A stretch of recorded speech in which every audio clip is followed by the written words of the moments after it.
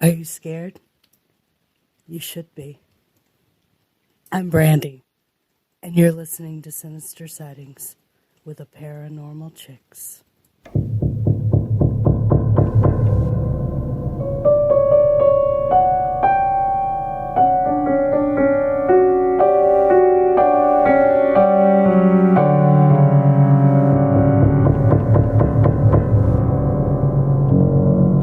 I'm Donna. And I'm Carrie. And we are Paranormal Chicks. Sinister Sightings 58. And you just heard Brandy C. And did she scare you? Because she scared us. Yeah, I legit went. She did. I was like, oh, goodness. She said that it was raining when she did the audio. And she was like, I'm going to use this to my advantage. Absolutely. And it was perfect. I love the creativity that comes out from these introductions. Like, so if you want to put some creative flair on our introductions to the Sinister Sightings, or if you want to just say, hey, my name is blankety blank, and you're listening to Paranormal Chicks. If you want that, head on over to patreon.com/theapc podcast. Okay, the first one is hometown experiences and beliefs. Hey y'all, this is a long one, but it has a point, I promise. So I'm from Wyoming and a fairly new listener and was thrilled that one of our most famous cases made it onto an episode. Little Miss was a case happening when my mama was around the same age. She recounted the fear that she felt knowing that a fellow responsible gal went missing. Understandable. But little did my mom know, just a couple of years later, she would also be fighting for her life due to the actions of a horrible person. The man that she was engaged to at the time, not my dad, and her were driving home after he picked her up from her waiting job, and in those days it was normal to have change, coins, given to you as tips, and my mom was holding a mason jar of money between her legs while sitting in the passenger seat. My mom expressed that she was having cold feet and wasn't ready to commit. The guy, whose name my mom refuses to tell me to this day, looked at her and said, "If I can't have you, nobody will." Oh my God. Also, bro, can you get an original line? I'm just saying. Damn. He ran head on into a large work truck. Oh my God. The glass jar my mom was holding shattered and ended up disfiguring her face. She lost her right eye that day, as well as many more traumatic injuries that we won't go into. Oh my goodness. Crazy enough, this was the first in 2 head-ons in the passenger seat that she was in. Doctors tell her that she will never have children and would be lucky to walk again. Obviously, she beat the odds, walked, eventually married my biological father, and surprise, here I came a couple of years later. Oh my goodness. I love that. My mom was really involved in the church and was close to one of the pastors. He came to my mom and told her that he had a vision that the child she was bearing was meant for something great, and he handed her a letter written by his hand as a message from God. Flash forward 25 years later, and I haven't done much, went into the military and was med-boarded before my career started. Went to school for diesel technology and ended up an accountant. I was running errands on a normal day and coughed.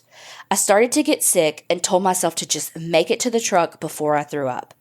I sat in the driver's seat and everything went black. I have no idea how long I was out for. I came to and looked at my back seat and thought to myself that I just wanted to nap, and I had time to take one before I went back to work. I closed my eyes, and it was like someone screamed my name. "Krista, wake up. You have to wake up and call someone. Something is wrong, and if you go to sleep, you won't wake up." I called my mom and said I needed to go to the hospital, and she was to meet me there. I called my boss and said the same thing, and thank God for him, came to pick me up and took me to the hospital. As it turned out, I had a submassive pulmonary embolism saddle that was blocking my right lung and the right side of my heart. Holy fuck. The doctors told me that they were surprised that I even made it to the hospital. After this incident, I have been having dreams that end up being warnings. I dreamt that a snake bit me on my foot, and my friend rolled a vehicle the next day. I dream of sickly snakes, and I found out that my childhood friend took his and his wife's lives. Oh, God. Moral of the story is that I may actually have a purpose. I'm not sure what it is yet, but I know that I wasn't meant to die last year. I'm now on thinners for life and have to monitor several outcomes for the clot, but next time I have a premonition, I'll send it in. I have several stories about Wyoming that are also paranormal if y'all want to hear those too. Don't get scared when a voice calls you back to life. Krista. Oh, golly. Wow. Wow. That's amazing. Well, I'm really glad that you didn't go to sleep and you went to the hospital and you're here. Because, we all know I love my sleep, but that, sickly pull to go to sleep that you can't fight. Yeah. When you're so sick that you're just no sleep. Your body, I can't imagine having to fight out of that. Mm-mm. Okay, this one is my paranormal experiences. Hi, my name's Ellie, and you can use my name. I don't mind. I love your podcast. You make opening at work much more bearable, and I love Sinister Sightings. Hearing other people's experiences is not only super interesting, but makes me feel less alone since I've experienced things as well. There's a couple of experiences I wanted to write about, so I'll try and make them quick. The first experience I have, that I can remember at least, I was 3 years old. We were at my great-grandma's house. She was in hospice and basically at any point could die. I was 3. I didn't understand what was happening, but I was there, and I remember standing by my mom who was sitting with my great-grandma. I remember looking at the doorway between the room we were in and I think the kitchen. There was a man, not solid, but see-through, and all white, no color. He just looked at me and smiled. That was it. I didn't say anything. I wasn't scared, but I remember it like it was yesterday. A few years later, I was at my grandparents' house and I saw a picture of my great-grandpa who died sometime before I was born, and I said, "Hey, I saw this man at great-grandma's house." And my grandpa told me that that was his dad. That experience never scared me. It was actually pretty comforting. Wow. The second experience I remember, I was in 3rd grade. This one was one of the most scary experiences I've ever had. I pretty much never tell this story because it's so crazy I feel like no one would believe me, but I know what I saw. My friend's mom would babysit me in the summer while my parents were at work. She lived in a huge mansion, like the fancy library, a theater room. She had it all. Well, one day, I don't even know how this came up, but she told me she let demons in her house. What? I was in 3rd grade and I was like, yeah, okay, whatever you say. That's weird. I just tried to forget about it and she was probably joking around. Well, a week or so later, probably, my mom came to pick me up and I went out to put something in the car, or I don't know. I went outside for something. I was headed back to the door when I looked over, and in the grass, there's this little demon-like figure laying down staring at me. It looked like a gargoyle. It didn't move, but they don't have those laying around their yard. I freaked out and I ran to the door, but I couldn't get it open. I don't remember what happened after that, but I know I was terrified. And I was like, this girl really does let demons in her house. I don't remember if I ever told my mom that story, but I've never seen anything like that since then. Why are you going to just let demons in your house? This is why we can't have nice things, people. Right? My next story, I was probably in middle school. My grandparents were letting a friend of ours stay at their house for a while until he could find a place to live. Well, ever since he moved in is when this started happening. My grandparents have a dining room with a big archway into a living room, no door or anything. And from the dining room, you walk into another room connected to the kitchen. I used to sit on a couch directly across from the archway and face the wall where the TV was. On more than one occasion, I can remember sitting watching TV, and from the corner of my eye, I would see a shadowy figure walk from one side of the archway into the room connected to the kitchen. I looked over the first time, but after that, I would see them and continue to watch TV and not acknowledge that I had seen anything because I didn't want to freak myself out. A few years later, after he moved out, somehow it got brought up that my grandma or grandpa had seen shadow people in the same spot walking the same direction. And that's when I finally spoke up about it because I realized I wasn't the only one that saw them, and they sat in different parts of the room and saw them, so it wasn't just a reflection on anything. After he moved out, we never saw them again. This final story is a bit longer. My friend and I used to go ghost hunting or just adventuring, really. A place we used to go a lot was called Crybaby Bridge. The legend of the bridge is that a baby was thrown from the backseat after a car accident into the water. Another story is a young mother gave birth to a baby in the back of a car and threw it over the railing of the bridge where it landed on the bank instead of the water and cried because it did not die immediately. Oh my God. gosh. Both of those stories are horrible. So sad. People say they can hear crying, footsteps under the bridge.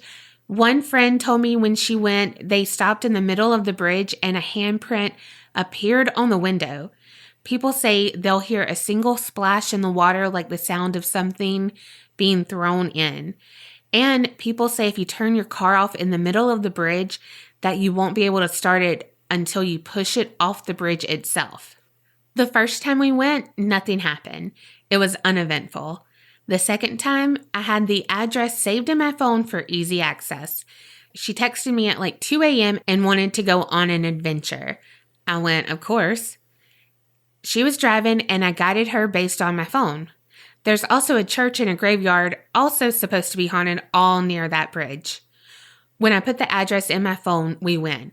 And instead, it took us to the church, which we had never been to or even found before. So my phone wasn't taking us to the bridge. At one point, we turned onto a road and we both felt like we were struggling to catch our breath. And we both felt dread just being on that specific road. When we finally turned off that road, we immediately felt better. We couldn't find the bridge that night. I think this was the same night my friend was trying to use her phone instead of mine to try to find it because obviously something was messing with my phone. And that same road we turned on and felt dread, when we turned onto it, her phone shut off. It wasn't dead. It was plugged in the whole time and it just shut off. The next time we went back to the church to investigate with some daylight. We found burnt Bibles, and in the basement we found dark drawings. It definitely was not being used for good things. We went to the bridge later on, stopped in the middle of the bridge and sat for a while. The roads were not busy roads, so we didn't have to move for anyone often. We rolled the windows down and just sat, silently to see if anything would happen. We even turned our car off. We were sitting there, talking quietly to listen for any noises. Then, all of a sudden, we heard something, like something being thrown into the water below us. We turned our car on so fast and we booked it off that bridge. I feel like I've always been sensitive to stuff and so has my friend. That's all the experiences I have, but there have been several times where I'll go somewhere and get a really bad feeling about being there or that place in general. I hope you guys enjoyed my experiences. Wow. Ellie, oh my God, all of those experiences were great stories. Never want to go to Crybaby Bridge. I don't even want to watch Crybaby the movie. That's a great fucking movie. Okay, the next one, my grandpa's house paranormal story. Hi, I'm a recent listener to your podcast and wanted to tell you about my experiences in my grandpa's house when I was young. This happened in Denver, Colorado. When I was 5, my grandpa moved into the house that was previously owned by his parents once my great-grandmother had passed away. There were always weird things happening in this house, things disappearing and showing up in other areas, chairs moving. My older cousin lived with my grandpa, and things would freak us out all of the time. There are 2 incidents that stick out, though. There was a little workshop shed with old license plates hanging on the wall. One night, my cousin and I heard strange noises that were coming from the backyard. Don't go investigate. Don't go investigate. When we looked out the window, the lights were on in the shed and we could hear hammering and the license plates rattling. Scared, we ran to wake up my grandpa, who had long since fell asleep. He responded with, "It's just my dad. Let him work." We ran and hid under the blanket for the rest of the night. Oh my goodness. Holy Hannah. When I was about 9, my cousin put on The Shining, knowing that I am terrified of scary movies, still to this day. He started creepily chanting "red rum" at me.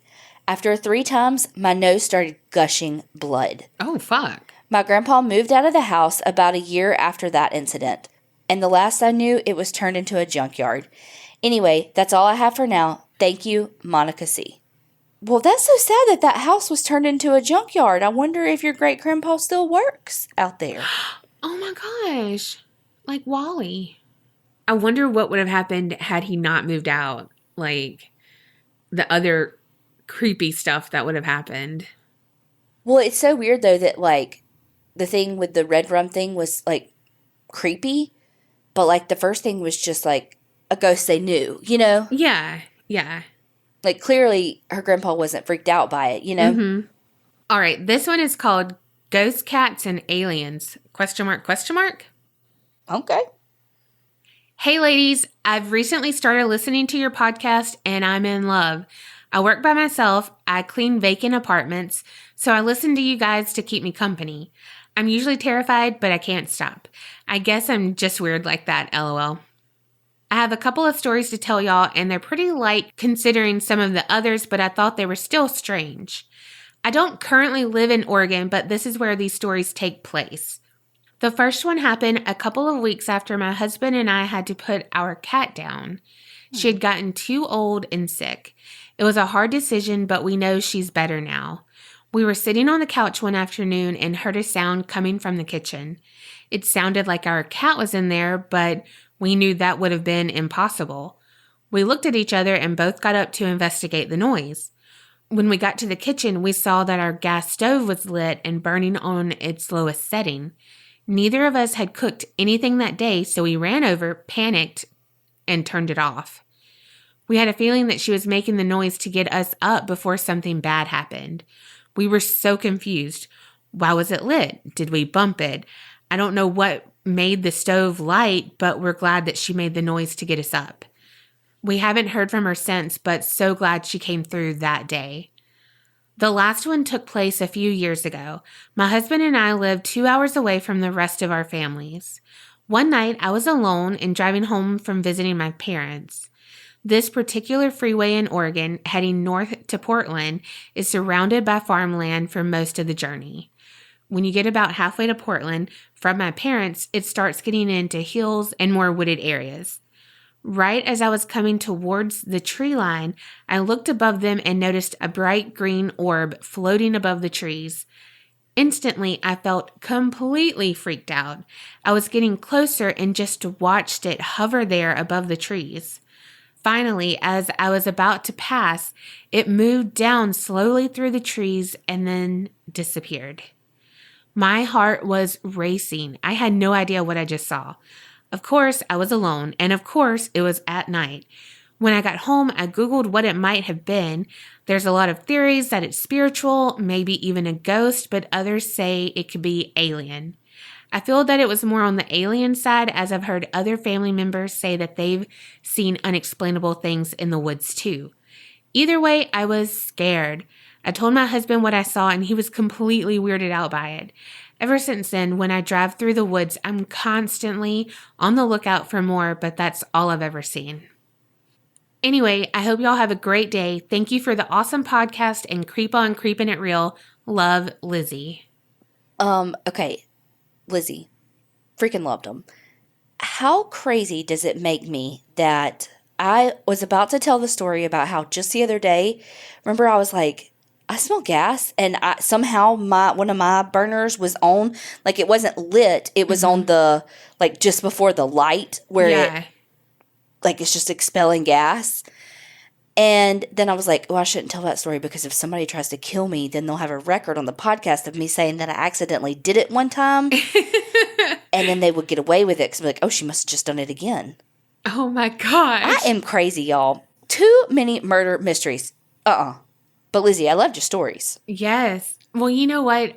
I've done that. Not like, well, my ghost cat never saved my life, but I've had it where Ambrosius, my cat, after he died, I felt like him jump up on my bed at night, pitch black, and like out of habit, like I just, patted the bed close to me, like, come here. And then I was like, wait a minute.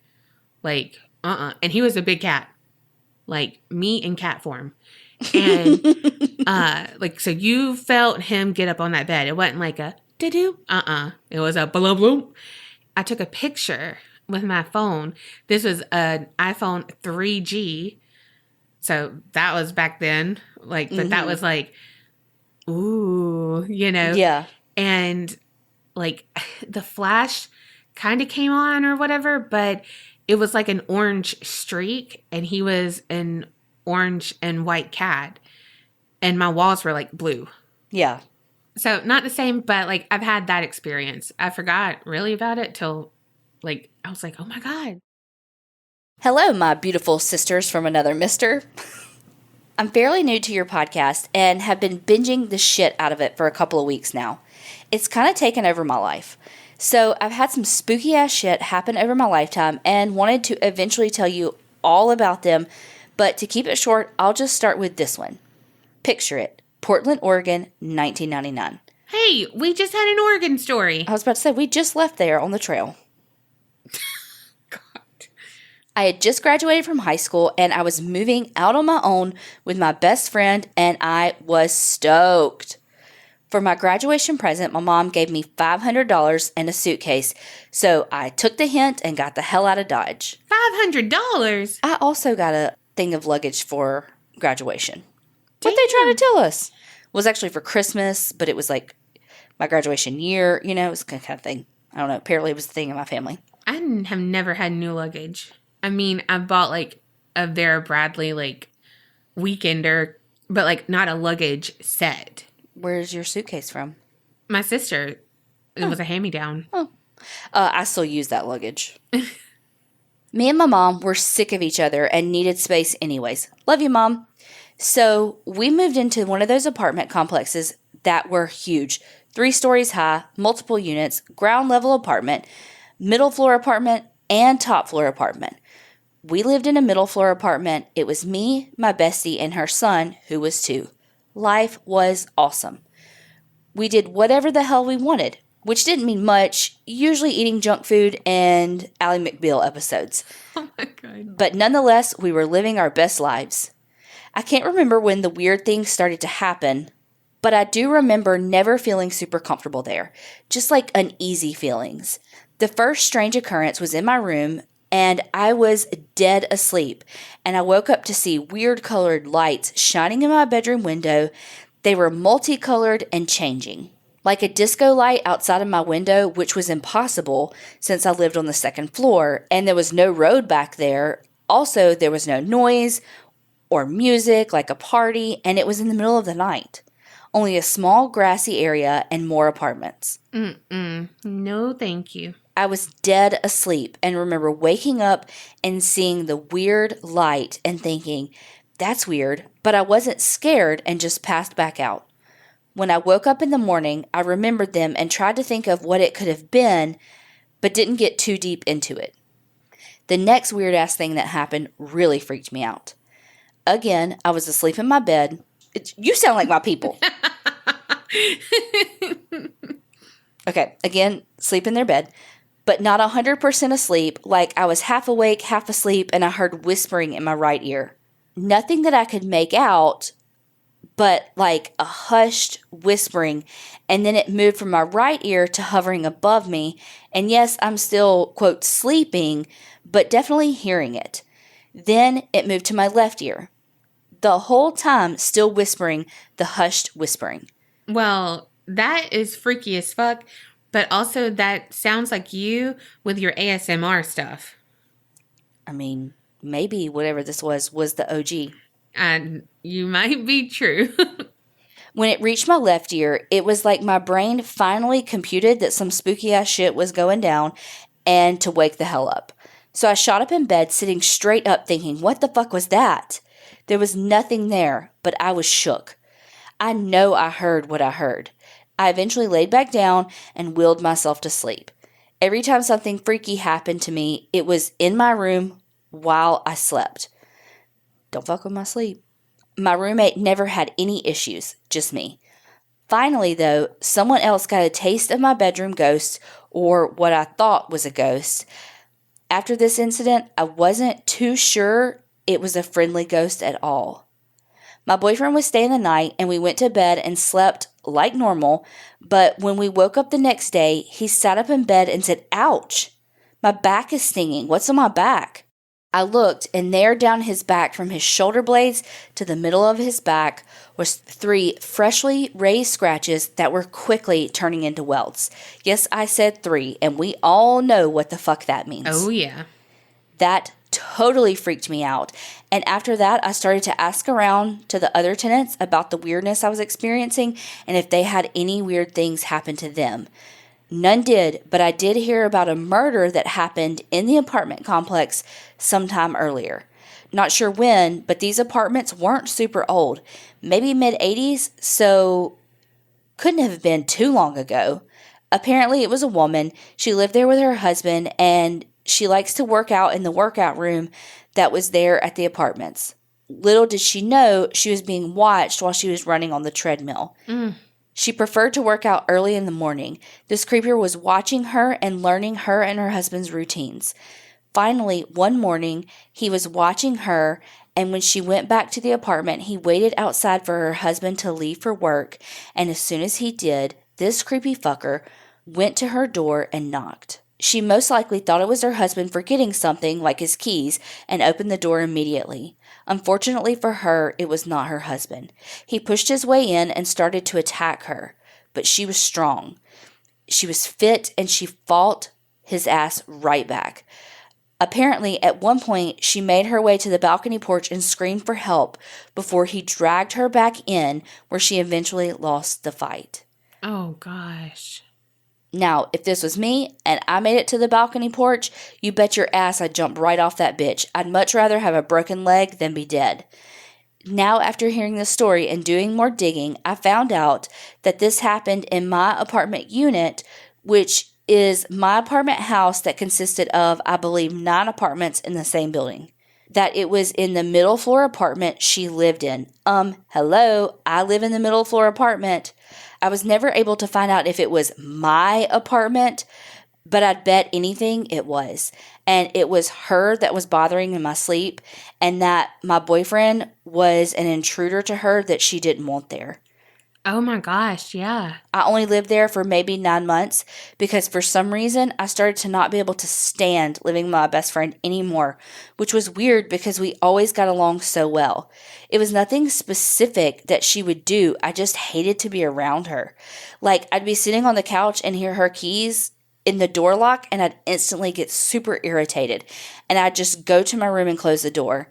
I know that sometimes being in the presence of a dark spirit can bring hostility to a family, and I'm sure that's what was happening.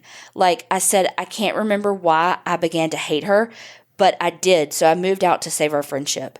I'm happy that we're still besties today. She never had anything to happen to her while we lived there, and she even lived in that apartment alone with just her and her son for a good 6 months after I left, and never one incident.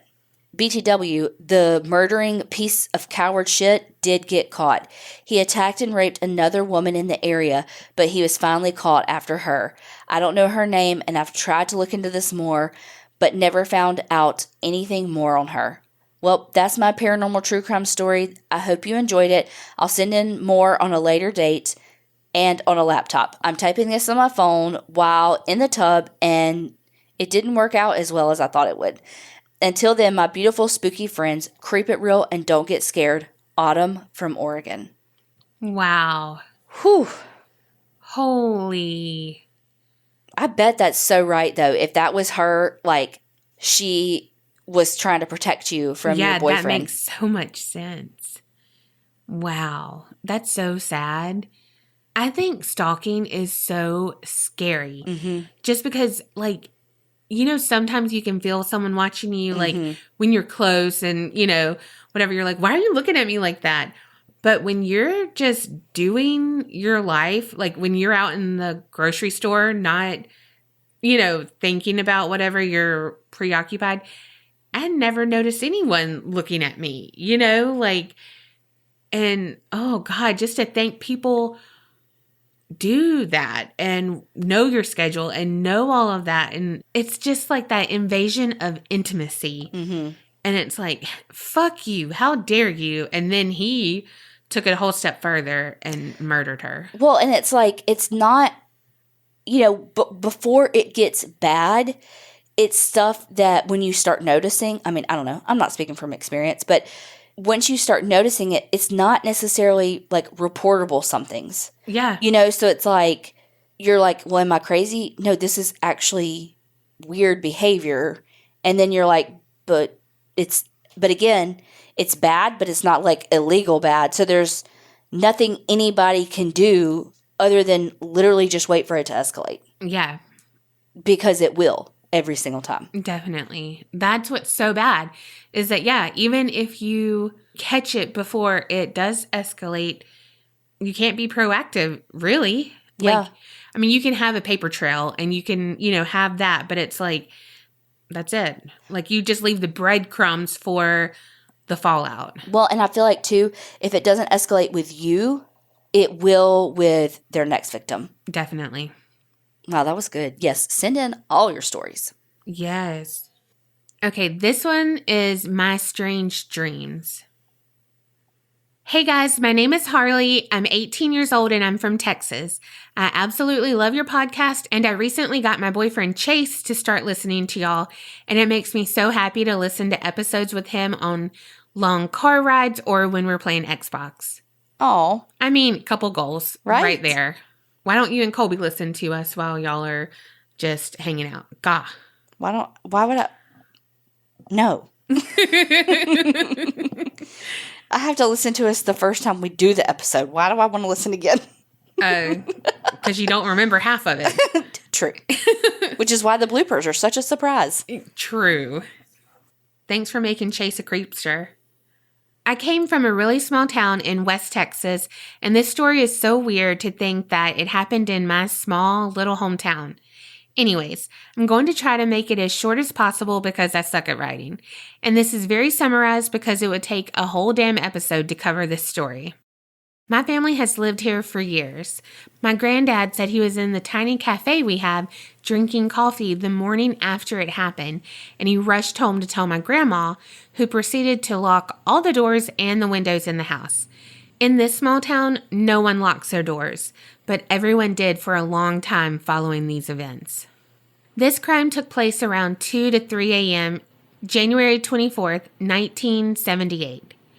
Roy Glenn Schwink was 17 years old when he took the lives of his father, stepmother, and brother.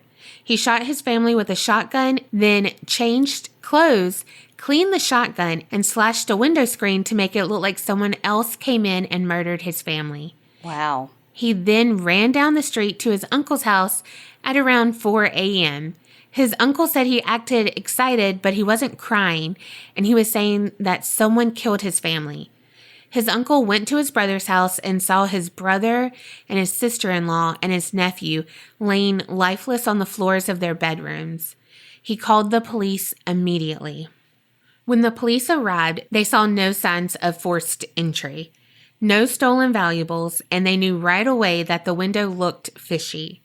If I'm remembering correctly, in the article, it said the window was busted on the wrong side, meaning that the glass was going onto the front yard instead of the bathroom. Dumbass. I swear when you said, like, that about the screen, I was like, I bet they cut it from the wrong side. They didn't take Roy into custody because he convinced them that there was someone on the run who was responsible for this. People in town drove around looking for someone who could have done this, and so did the police. The longer they looked at the scene, they soon realized that Roy did this, and they arrested him and he went on trial. The court found him guilty and sentenced him to 45 years. My grandma said that Roy and his father were always fighting for marrying so soon after his mom passed away, and he didn't like his new stepmom. She said that's a possible motive, but we all know that sometimes people don't need a reason to do horrible shit like this. I'm sorry if that didn't make any sense. I tried to fit the most important details in, but this is where it gets a bit odd. My family actually lives in the house where it happened. I've spent many nights over there because my best friend is my cousin. Their home phone will randomly call the sheriff's station and not say anything. She said that they know this because the sheriff will call them back and say they got a call, but no one would talk. I don't know if it's real, but it's scary enough to make me not want to spend the night over there anymore. Roy is out of prison, and he has been since 2019. He lives hours away now, but it makes me so scared to think that he could come back and visit that house. I'm sorry this took so long, but thank you for reading. I hate writing essays, but I will write one for y'all in a heartbeat. I hope you find this interesting. What I learned from this story is that sometimes locking the door won't help you if the monster lives with you. Thanks for all the laughs and the fear farts. Love y'all. Wow, that was so good. Yes. And how fucking deep is that locking your doors won't help you if the monster lives with you? Whew, that is very Evil Lives Here on Investigation Discovery. Yes. That should be their fucking tagline. Right? That is so crazy to think that her family live in that house.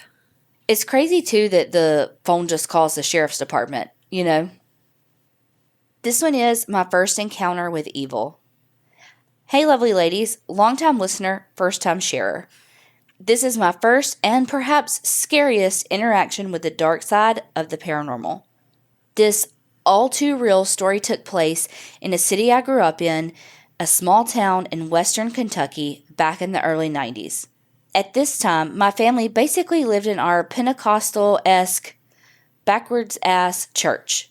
My father was a music pastor, my mom sang in the choir, all of my outside school activities revolved around the church and our pastor.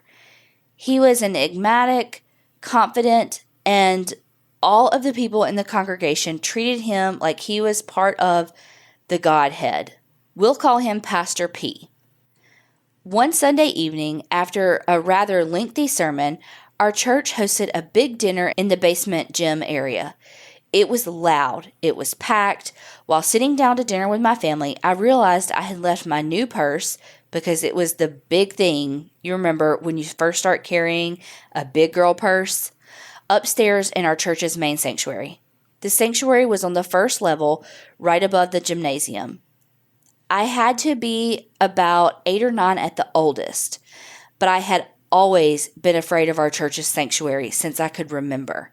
I couldn't distinctly say why, and of course I would never tell any of my friends in fear that they would think I was a big baby. But I just felt like there was something wrong with that entire building, namely the sanctuary where the main church services were held. It wasn't so scary when it was filled with people and my family standing in the rows, clapping their hands and smiling, but when it was desolate, it felt, well, sinister as fuck. Nicest way I can say it. Anyway, so my 8-year-old self decided to be a Billy Badass and run up the steps to the sanctuary, grab my purse so I wouldn't have to be without it all week, and run back down to the lively dinner downstairs. Simple enough, right? Hell no. Oh, gosh. I will never forget the ominous feeling as I walked up the concrete stairs to the big oak door that separated the stairwell from the side hall of the sanctuary. It was the most terrified I had ever been in my life.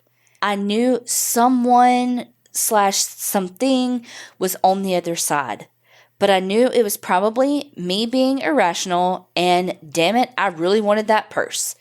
So I grabbed the gold doorknobs and prepared to bolt in and bolt out.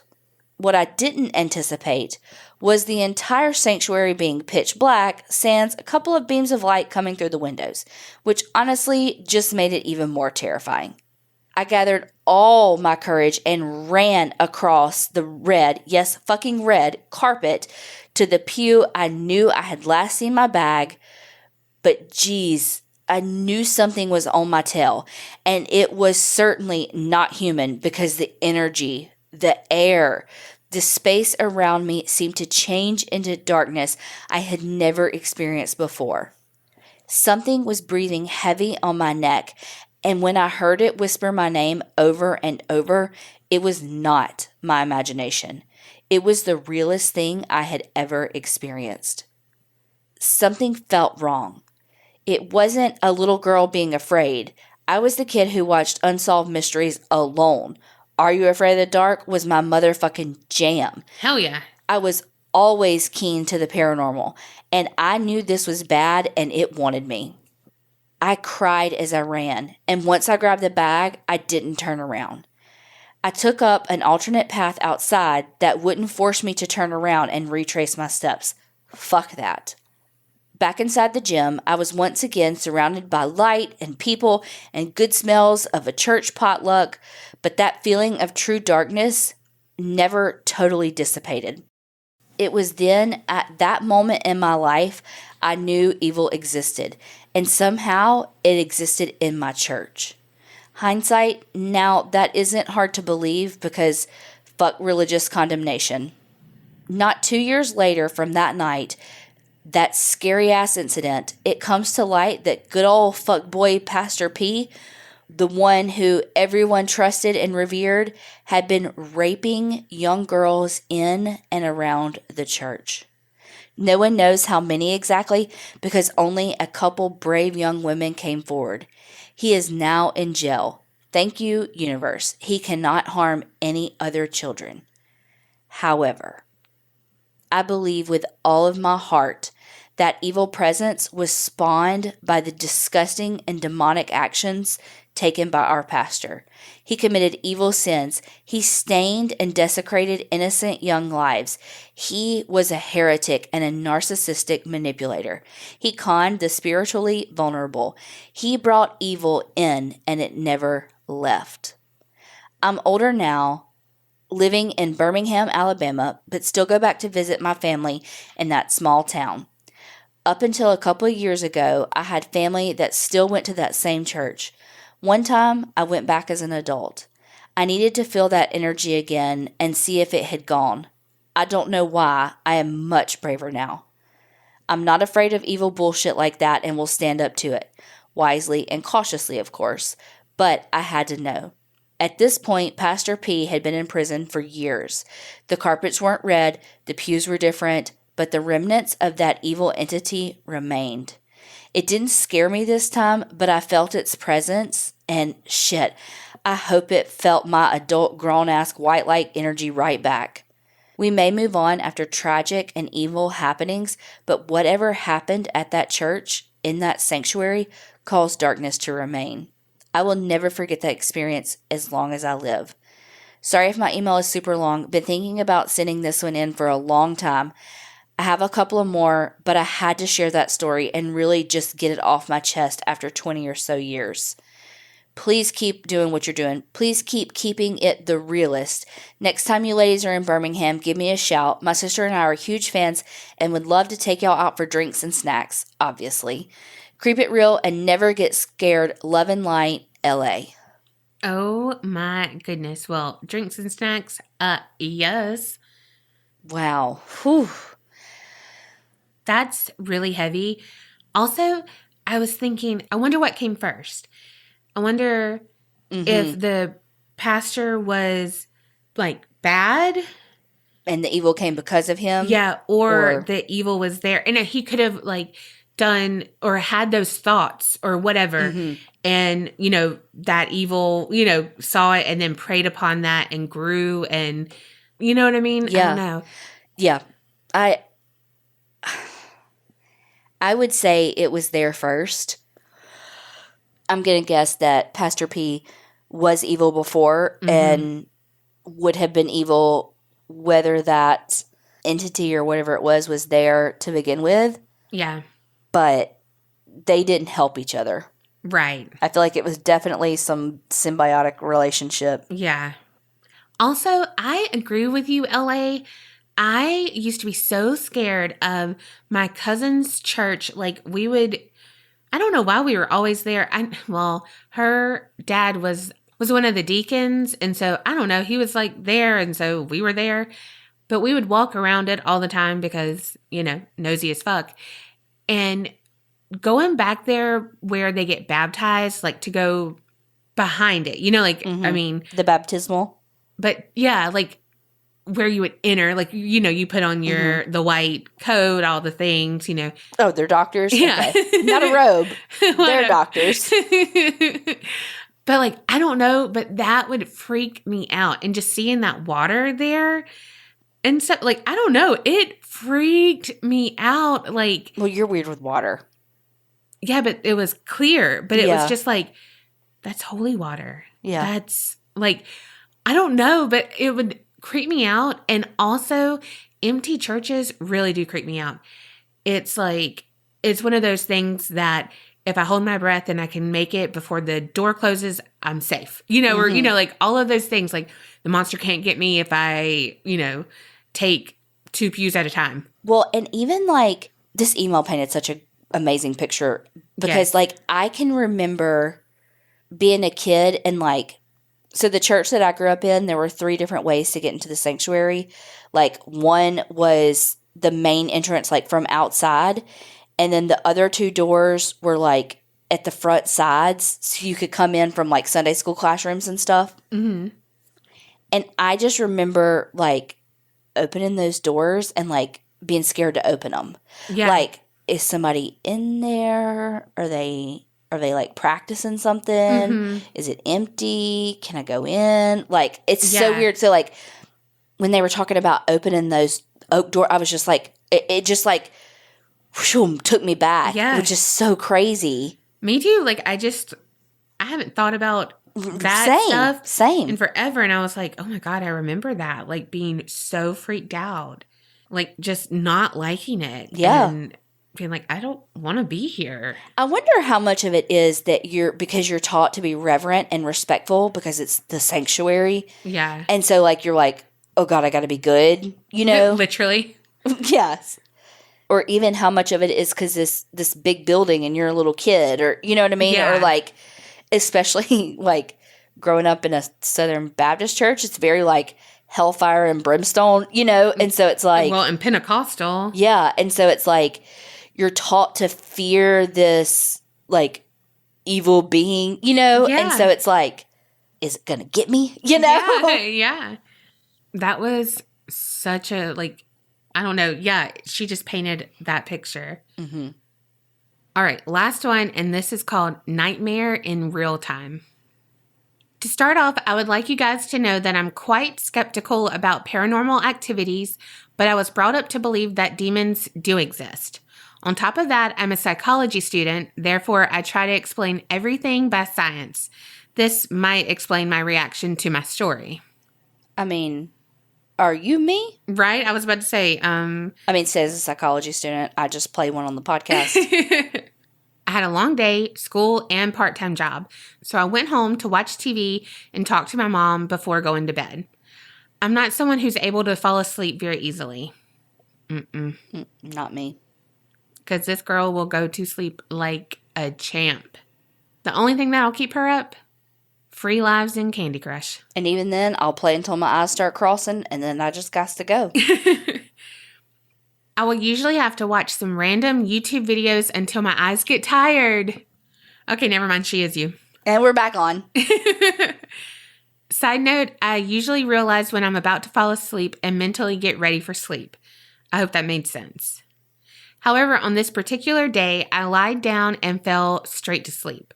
But I did not know that, probably because I did not prepare my brain to stop functioning in the real world, so I was still fully awake in my brain. My dream, which felt so real. I was using my phone and finally getting tired, therefore decided to put my phone away. I have the habit of looking at the clock before sleeping, and I remembered that the time was 1:08 a.m. I woke up from my sleep, not in real life, still part of the dream, as I was feeling really hot. I also have the same habit to look at the time when I wake up. For context, I will usually just sit up on my bed, and from there, I'll be able to see the clock in the living room. However, someone was standing in front of the clock, staring intently into the clock. I got pissed first because she was blocking my view to look at the time. Then it hit me. The only person that has long hair in the house is me. Therefore, that is definitely not my mom. I then got angrier as I thought someone broke into the house. I went to the living room and stood behind her, asking her in a bitchy tone, "Hey, who are you?" She did not even look at me or answer me. That made me even more agitated because she was ignoring me. So I got closer, and that's when she walked away. And now I'm standing in front of the clock. She's standing in front of the door. My brain thought, nah, bitch, you're not getting away for breaking in. I ask again, one last time, who the hell are you? Almost concurrently, the lady turned around and the numbers on the clock changed. I could see the clock changing numbers by the side of my eyes. Apparently that caught my attention more, and I looked at the clock and it was now 1:11. Suddenly, I woke up from my sleep in real life and casually just sat up and could immediately see the clock, and it was 1:11 in real life. Whoa. Some things to point out here. I was 15 when this happened. Till this day, 6 years later, I am still wondering what would have happened if the clock did not catch my attention and I continued looking at the lady when she was turning around. Who would I see? And how did I not realize that I was asleep? That's unusual for me. Like I said, I tried to reason everything out by science. So I convinced myself that it's all in my head. My body was tired when my brain was still active. It's all coincidence that the time matched up. And with that, I actually walked into my parents' room and snuggled with my mom to sleep because I was scared despite being skeptical. Finally, you have come to an end of this email. Glad you made it through this lengthy email. It would be nice if you both come up with a theory for me after all those years. I love you all so much. You are helping getting through working full-time 8 to 5 and part-time schooling after work. I feel like I'm chatting with friends over coffee while doing work all the time. You guys have increased my ability in multitasking. Kiss, kiss, kiss. Best regards, Liana. Well, okay, this is what I think it is. In my not so professional opinion, and by that I mean not at all.